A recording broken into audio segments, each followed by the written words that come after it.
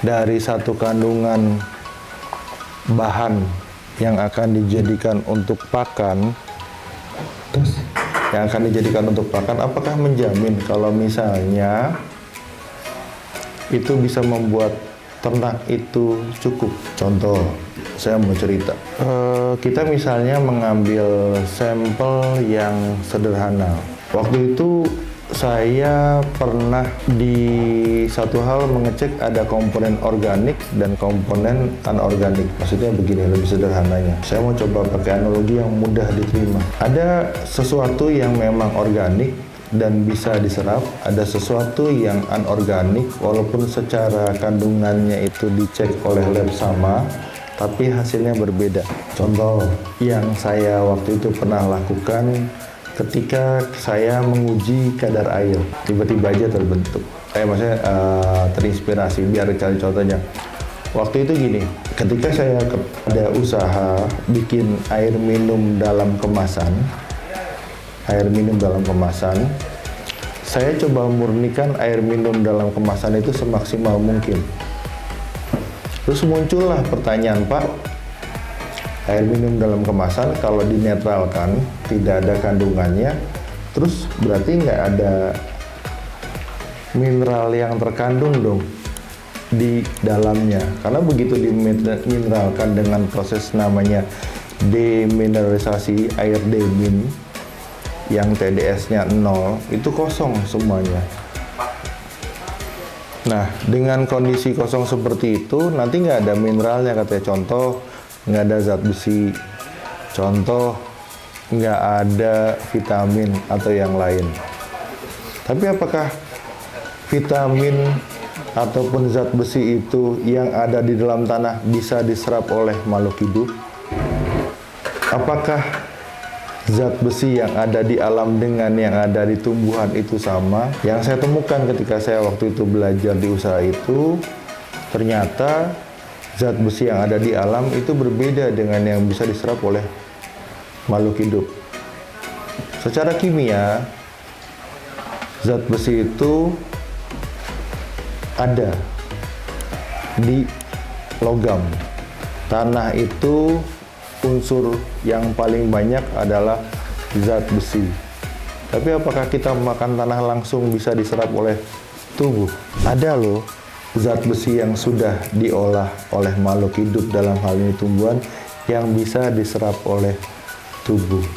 Ini umum. Kalau ngerti basicnya di sini, akan mengerti ternak. Perombakan bahan pakan dalam sistem pencernaan. 1. Sumber pakan. Hijauan itu dibagi menjadi 2. Ada yang rantainya panjang, ada yang rantainya pendek. Oke.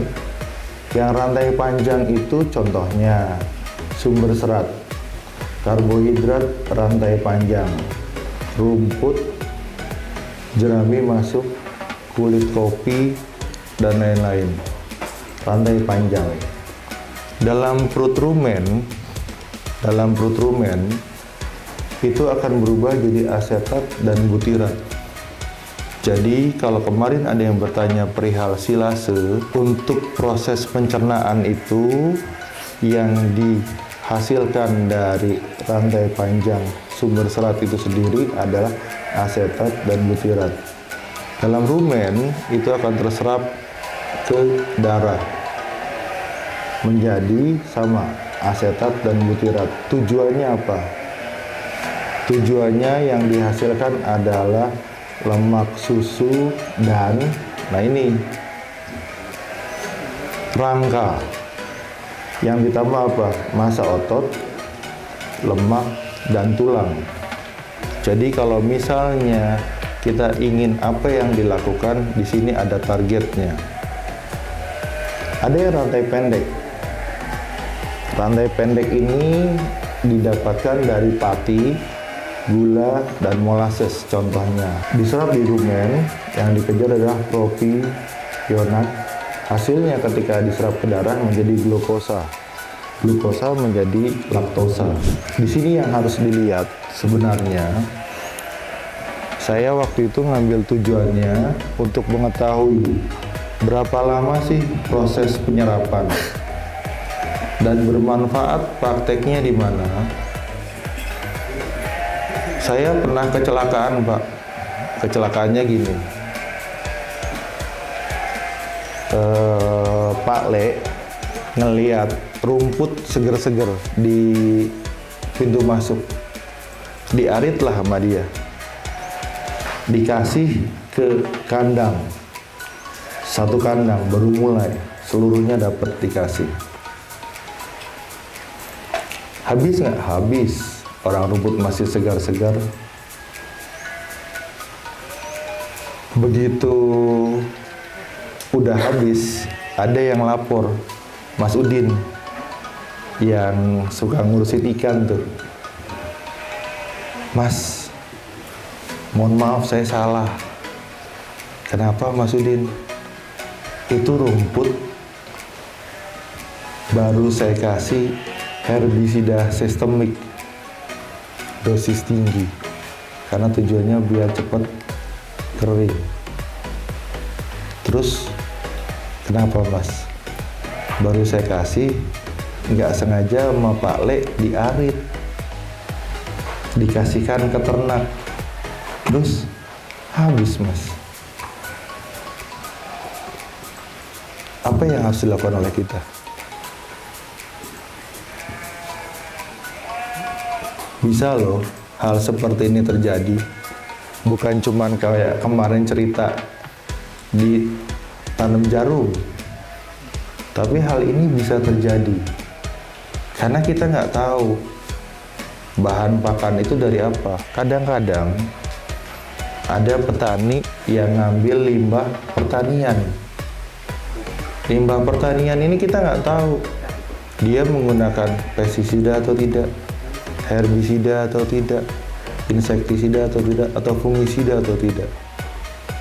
Makanya saya nggak pernah ngarit di pasar karena saya nggak tahu sumbernya dari apa.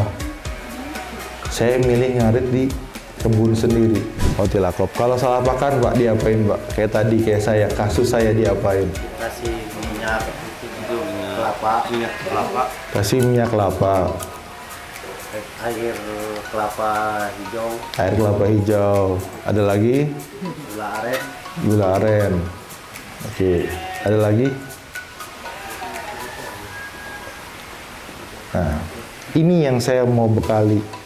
Bekali itu kita harus mengerti proses pencernaan itu pada ternak itu seperti apa. Terkadang, ini intinya, terkadang kita ketika memandang suatu masalah, yang diselesaikan adalah akibatnya, bukan sebabnya. Raja musim kemarau udah nyerah, nyari rumputnya di mana. Berarti dasar pola pikirnya adalah bukan cari akibatnya, tapi root cause masalahnya di mana. Ketika tadi saya menyampaikan kondisi yang seperti itu, mana pilihan yang terbaik? Apakah milih mengawetkan pakan atau milih pakan yang kuat dengan cuaca? Ini satu pilihan. Karena cuaca itu belum tentu bisa ditebak. Kalau kita mau panen untuk kurban breeding di Juni 2025, kita harus mulai masukin indukan ke kandang sebelum akhir Desember 2023. Berarti ada waktu 20 bulan untuk memastikan sistem ini kuat untuk bertahan. Ini yang jadi dasar pemikiran.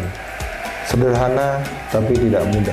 Oke, saya lanjut lagi. Ke Purbalingga, saya mau tanam sekitar 20-100 hektar untuk jagung. Karena kenapa? Sebelum saya datangkan kambing perahnya atau sapi perahnya, saya harus ngamanin dulu bang pakannya. Jangan sampai ternaknya ada, nyari pakannya, bingung. Dan satu nih, ternak itu cenderung dia itu stabil. Jangan dikasih misalnya hari ini pakan full bisa sampai 45 kilo, besok cuma 1 kilo. Hari ini dikasih bagus, ada sempurna, ada karbohidratnya, ada proteinnya, ada seratnya, lengkap semua. Besok cuma dikasih seratnya aja. Kondisi seperti ini malah bikin tingkat pertumbuhannya itu hilang. Karena apa? Semuanya yang kita harapkan adalah hasil di akhir itu berapa. Kita akan jadi bahan evaluasi. Kalau nggak pernah dievaluasi, kita nggak tahu. Ketika kita berikan pakan ini, perawatan seperti ini, treatmentnya begini, hasilnya nggak sama. Rumput gajah kadar proteinnya 10,2%, rumput odot kadar proteinnya 11,6%, rumput pakjong 16,45%, red napir 17,7%, Zanzibar 19,43%. Bentar, saya tolong ya, nanti sudah pernah tahu belum semua jenis rumput ini? Kalau sudah tahu, saya nggak akan bahas.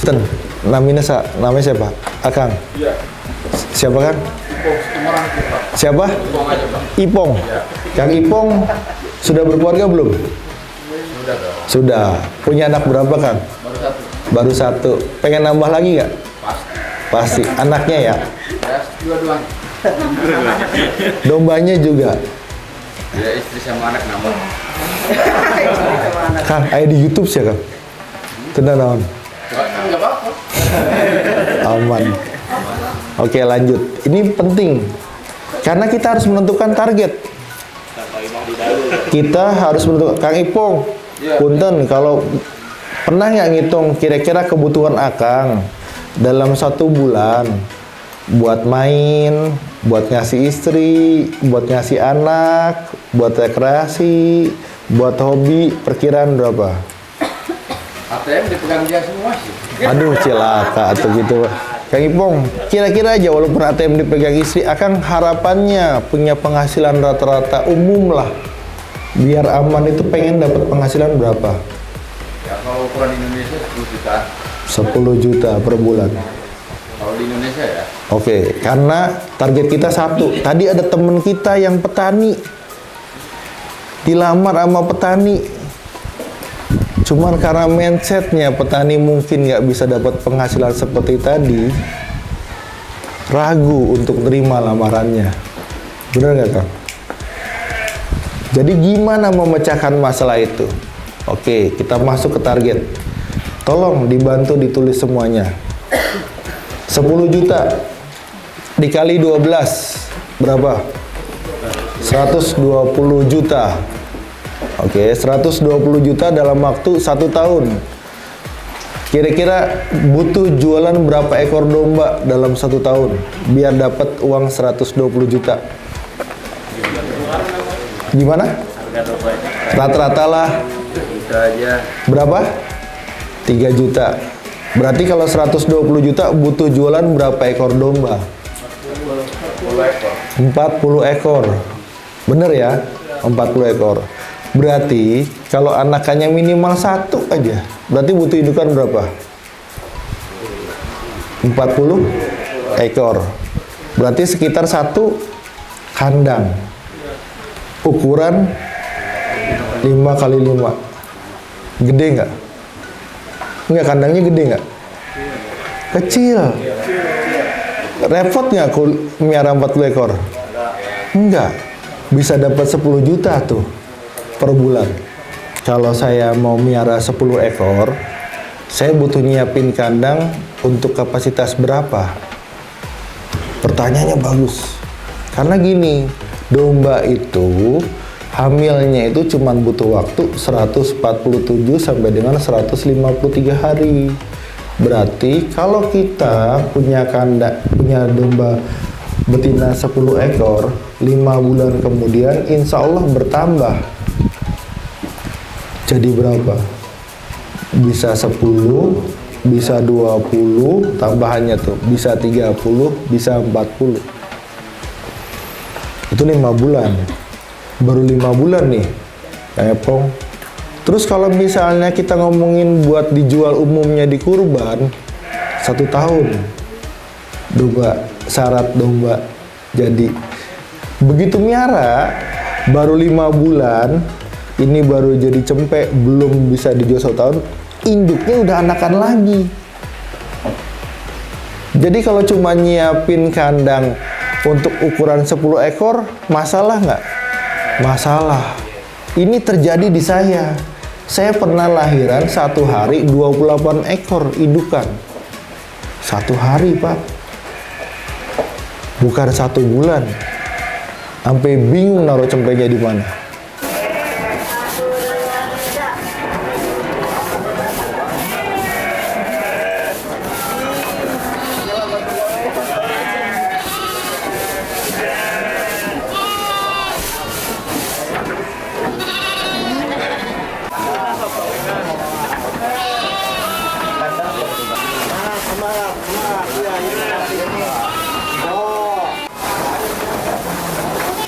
Boleh step by stepnya Pak, boleh diceritakan atau diinformasikan mungkin dari awalnya tuh harus melakukan apa dulu gitu.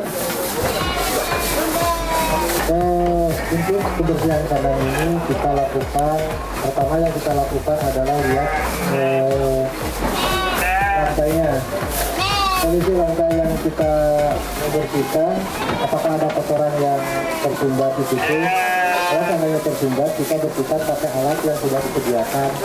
Terus kita untuk membersihkan selanjutnya kita menyapu dengan sapu lidi.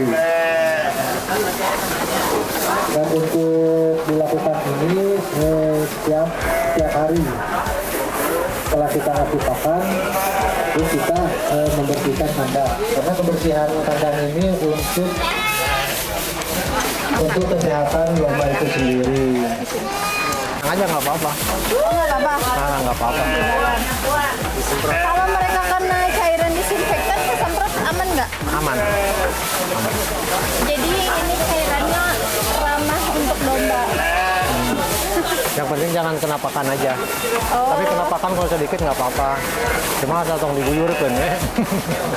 Jangan kesemprot kena pakan karena itu berbahaya karena cairan kimia. Apa sih dia?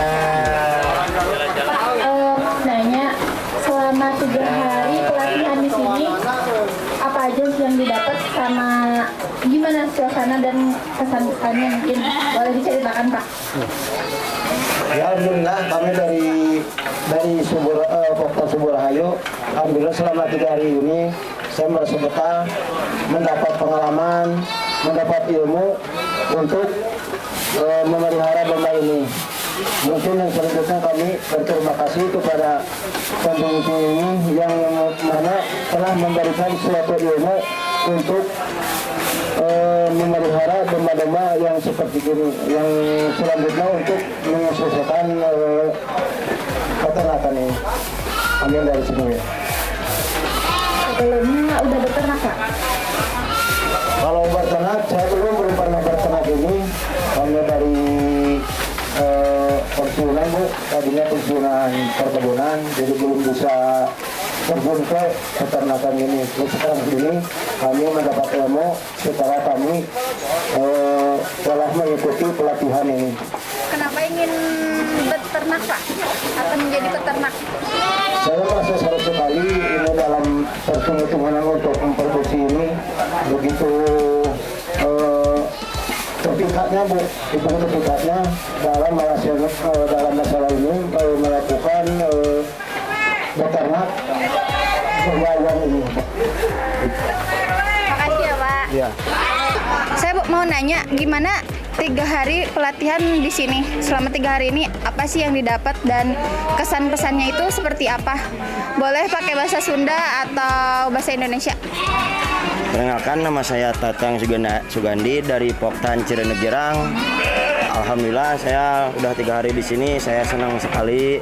Terus banyak bermanfaatnya, terus saya menambah ilmu. Walaupun saya di kampung suka ngurus kambing, tapi nggak bisa kayak gini. Ini pokoknya nomor 1, mantap. Bagian perut ini. Oke. Perut sebelah kanan atau sebelah kiri? Sebelah kiri. Sebelah kiri.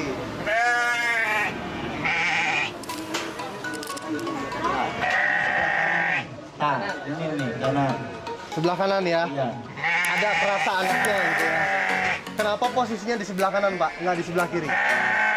Rahim, ini mah masalah itu pakan. Paham. Ini pakan. Kadut, Rahim. Kadut. Kalau sebelah kiri mah Pak. Rumen sebenarnya bahasa ini ya. Namun misalkan tadi cukuran sholat, kita tinggal itu. Dari luar ketinggalan.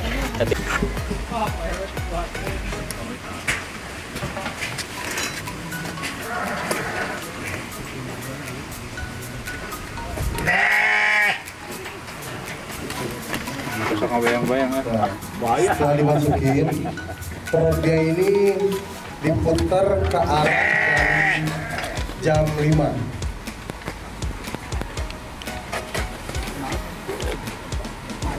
Ke arah jarum jam antara jam 5 sampai jam 6. Layar akan kelihatan Pak untuk yang sudah hamil atau belum.